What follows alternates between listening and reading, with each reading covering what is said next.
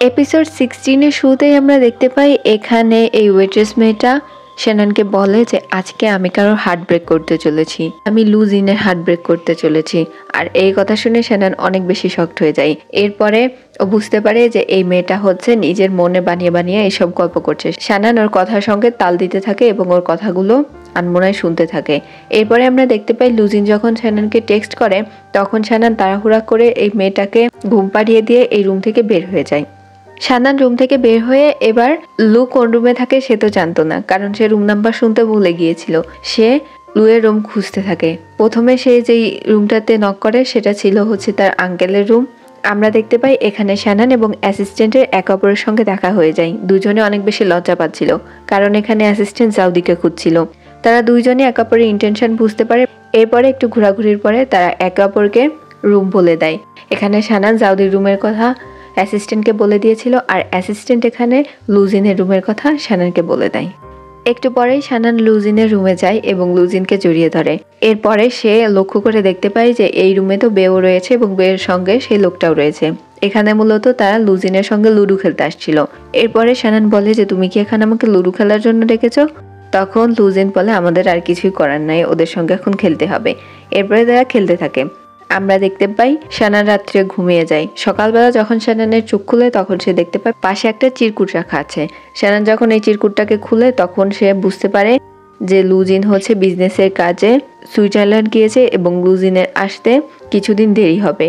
আর এই রিসর্টটাও তাদের জন্য রিজার্ভ করে দিয়ে গিয়েছে লুজিন, আর কোনো কিছুর প্রয়োজন হলে লুজিন তাকে জানাতে বলেছে। শ্যানন এই জিনিসটা দেখে অনেক বেশি খুশি হয়ে যায় যে লুজিন কতটা কেয়ারিং। আমরা এদিকে দেখতে পাই জিকিয়ানকে। সে এখানে মূলত গিয়েছিল শ্যাননকে ব্রেকফাস্টের জন্য ডাকতে, বাট সেখানে গিয়ে তো সে শ্যাননকে পায় না। সে শ্যাননকে দেখতে পায় লুজিনের রুম থেকে বের হতে। সে শ্যাননকে জিজ্ঞেস করে শ্যানন তুমি কি ব্রেকফাস্ট করতে যাবে? শ্যানন তখন বলে হ্যাঁ হ্যাঁ অবশ্যই, চলো একসঙ্গেই যাই। আর এদিকে আমরা দেখতে পাই লুজিন গাড়ির ভেতর থেকে শ্যাননকে টেক্সট করছিল তাকে মিস করলে সে যেন অবশ্যই তার সঙ্গে কন্ট্যাক্ট করে।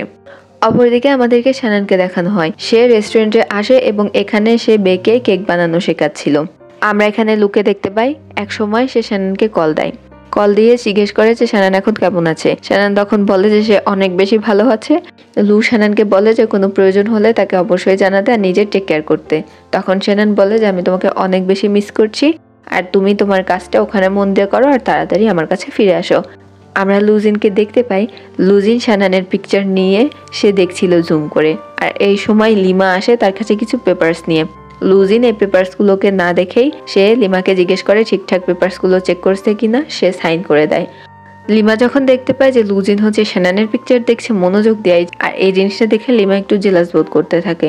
অপরদিকে আমরা দেখতে পাই শ্যাননের কাছে কল আসে সেই ইয়ারু আন্টির। এখানে সে শ্যাননকে বলছিল যে তার দাদু অনেক বেশি অসুস্থ, আর এই ইয়ারু আন্টি শ্যাননকে হসপিটালে নিয়ে আসছে। শ্যানন এই কথা শুনে বেকে তাড়াতাড়ি সবকিছু দেখাশোনা করতে বলে এবং সে হোটেল থেকে তাড়াতাড়ি বের হয়ে যায়। শ্যানন যখন হসপিটালে আসে তখন সে ডাক্তারের কাছে জিজ্ঞেস করে যে তার দাদুর অবস্থা কেমন। ডাক্তার তখন শ্যাননকে জানায় যে তার দাদু অনেক বেশি ক্রিটিক্যাল। শ্যানন বলে তার দাদুকে ভর্তি করে নিতে, সবকিছু সে দেখে নেবে, কিন্তু এই হসপিটালে আর একটা সিটও বাকি নেই। এখানে শ্যানন অনেক বেশি টেনশন করছিল, আর পাশে দিয়ে হেঁটে যাচ্ছিল লুয়ের বাবা যে কিনা এই হসপিটালে ভর্তি ছিল। সেই জিনিসটা যখন শুনতে পারে তখন সে একটা ভিআইপি রুম শ্যাননের জন্য ঠিক করে দেয় এবং এরপরে শ্যাননের দাদুকে সেই রুমেই দেওয়া হয় এবং বলা হয় একজন বড় ব্যক্তি আপনাদেরকে রেকমেন্ড করেছে এবং এই রুমে আপনাদেরকে থাকার বন্দোবস্ত করে দিয়েছে। শ্যানন যখন লুজিনের বাবাকে দেখতে পায়, মানে শ্যানন তো এখানে জানে না যে এটাই হচ্ছে লুজিনের বাবা। আমরা এদিকে দেখতে পাই একটু পরে নার্স আসে এবং শ্যাননকে বলে যে টাকা পেমেন্ট করতে, তার দাদুর অনেক দ্রুতই অপারেশন করতে হবে। অপরদিকে আমাদেরকে দেখানো হয় লুয়ের বাবাকে। এখানে লুজিনের বাবা বসে বই পড়ছিল আর তার ওয়াইফ সবকিছু পরিষ্কার করছিল। এই সময় তাদের ছোট ছেলে আসে যার নাম হচ্ছে জাও। জাও এখানে এসে তার বাবার সঙ্গে কথা বলতে থাকে, আর জাও একটু ফানি টাইপের ছিল। একটু পরেই শ্যানন এখানে এক বাটি খাবার নিয়ে আসে। লুজিনের বাবা যে এই লোকটা, শ্যানন তো এটা জানে না। এখানে সে মিস্টার লুয়ের উদ্দেশ্যে বলে যে আপনাকে অনেক বেশি ধন্যবাদ আঙ্কেল, আমাকে এতটা হেল্প করার জন্য। আমি কৃতজ্ঞতা স্বরূপ আপনার জন্য কিছু রান্না নিয়ে আসছি। আর লুজিনের স্টেপ মাদার তখন বলে যে এই খাবারটা তার কাছে দিয়ে দিতে, সে পরে তাকে পরিবেশন করে দেবে। কিন্তু তার মুখ দেখে মনে হচ্ছিল যে সে শ্যাননকে খুব একটা বেশি পছন্দ করে নাই। এরপরে শ্যানন এখানে লুজিনের বাবাকে থ্যাংক ইউ বলে চলে যাচ্ছিল। লুজিনের স্টেপ মাদার এখানে বলছিল যে এই সব খাবার খাওয়া দরকার নেই, একটু পরে সে ক্লিন করার সময় এগুলোকেও ফেলে দেবে। আমরা এখানে দেখতে পাই লুয়ের ভাই মানে যাও এখানে বলে যে এই খাবারটা কেমন, আমরা তো একটু খুলে দেখতে পারি। তার মা না বলে। একটু পরে সে করে কি টিফিন বাটিটা তুলে এবং তার মাকে বলে যে টয়লেট থেকে আসছি। এই কথা বলে সে খাবার বাটিটা নিয়ে বাইরে চলে যায় এবং সেখানেই সে পুরো খাবারটাকে শাওয়ার করে দেয়।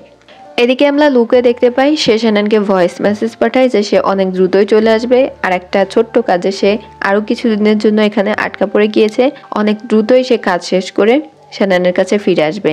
আর এই জিনিসটাও লিমা লক্ষ্য করে এবং তার এখানেও অনেক বেশি খারাপ লাগতে থাকে। এখান থেকে সিন কাট করে আবার আমাদের শ্যাননকে দেখানো হয়। এখানে শ্যাননের আঙ্কেল শ্যাননের কাছে আসে এবং জিজ্ঞেস করে যে শ্যানন তোমার দাদু এখন কেমন রয়েছে এবং তুমি তো একটা মনে হচ্ছে ভিআইপি রুমে রয়েছো, এই রুমের বিল কি তুমি পে করা শুরু করেছো? শ্যানন তখন বলে যে এখনো পে করা শুরু করিনি। কথা বলতে বলতেই নার্স তখন শ্যাননের কাছে আসে এবং শ্যাননকে একটা লিস্ট ধরিয়ে দেয় এবং তাকে বলা হয় যে তার দাদুর অপারেশনের জন্য টাকাগুলোকে জমা করে দিতে, আর এই রুমের যে ভাড়া সেই স্লিপগুলো এর সঙ্গে অ্যাডজাস্ট করা ছিল। শ্যানন যখন বিলের কাগজটা দেখে তখন তো শ্যাননের মাথা ঘুরে যায়। শ্যানন বুঝতে পারছিল না কি করবে। সে তখন কেবিন থেকে বাইরে চলে আসে এবং সে তার আঙ্কেলকে বলে যে আঙ্কেল আমি বুঝতে পারছি না আমার এখন কি করা উচিত। তখন তার আঙ্কেল শ্যাননের দিকে তাকায় এবং জিজ্ঞেস করে এই ব্যাপারে কি লু কিছু জানে? তখন শ্যানন বলে যে আমি লুয়ের থেকে একটুও হেল্প নিতে চাই না, কারণ দাদুটা আমার আর আমি যা করার দাদুর জন্য করব, আমি লুকে কিছুই জানাইনি। তখন তার আঙ্কেল বলে আচ্ছা ঠিক আছে সবকিছু ম্যানেজ হয়ে যাবে। এই কথা বলে সে নিজের কার্ডটা শ্যাননকে দিয়ে দেয় এবং বলে যে তুমি যত টাকা প্রয়োজন এখান থেকে তুলতে পারো, আর কোনো কিছু নিয়ে টেনশন করো না, কিছু লাগলে আমাকে আবার বলো। শ্যানন তখন এতটাই কৃতজ্ঞতা হয় যে সে কান্না করে দেয় এবং বলে যে আমি সময় মতো তোমাকে সব টাকা ফিরিয়ে দেব। আঙ্কেল এখান থেকে চলে যায়। আমরা এখানে দেখতে পাই যাও তখন তার বাবার কেবিন থেকে বের হয় এবং শ্যাননকে দাঁড়িয়ে থাকতে দেখে সে শ্যাননের সঙ্গে কথা বলে।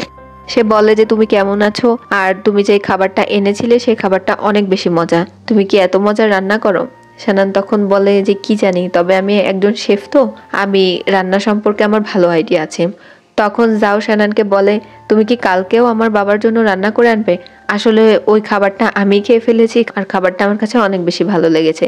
তখন শ্যানন বলে আচ্ছা সমস্যা নেই, আমি তোমার জন্য খাবার আনবো। এখানে সে হেসে দেয়। এর পরের দিনকার সিন আমাদেরকে দেখানো হয়। এখানে শানান আসছিল তার দাদুর রেস্টুরেন্টের জন্য জিনিসপত্র কিনতে। শানান তার দাদুর রেস্টুরেন্টেও কাজ করছিল যেন তার দাদুর রেস্টুরেন্টটা অফ না থাকে। অপরদিকে সে বুহেনিয়া হোটেলেও কাজ করছিল। তার বন্ধু বে তার কাছে আসে এবং তাকে একটা খাম দেয়। শানান যখন জিজ্ঞেস করে এতে কি আছে, খুলে দেখে যে এতে টাকা আছে। শানান তখন তার বন্ধুকে বলে এটা সে নিতে পারবে না, কারণ সে জানে যে তার বন্ধু কতটুকু আর্ন করে। তার বন্ধু তখন বলে যে কোনো সমস্যা নেই শানান, এটা তোমার এখন অনেক বেশি প্রয়োজন, তুমি এটা নিজের কাছে রাখো, তুমি না আমাকে বন্ধু মনে করো?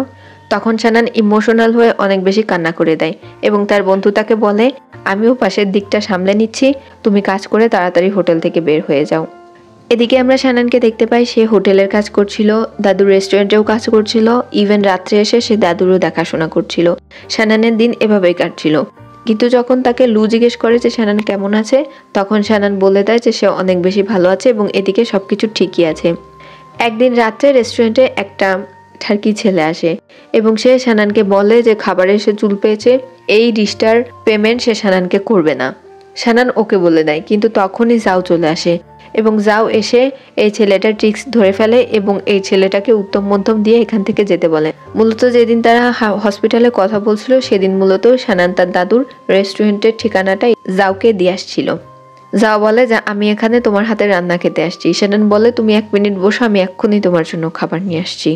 রাত্রের সিন আমরা দেখতে পাই শানান তার দাদুর কাছে আসে এবং সে তার দাদুর হাত ধরেই বসেছিল। তার অনেক বেশি কষ্ট লাগছিল, সবকিছু ভেবেই তার অনেক বেশি খারাপ লাগছিল এবং সে প্রে করছিল যেন তার দাদু তাড়াতাড়ি সুস্থ হয়ে যায়।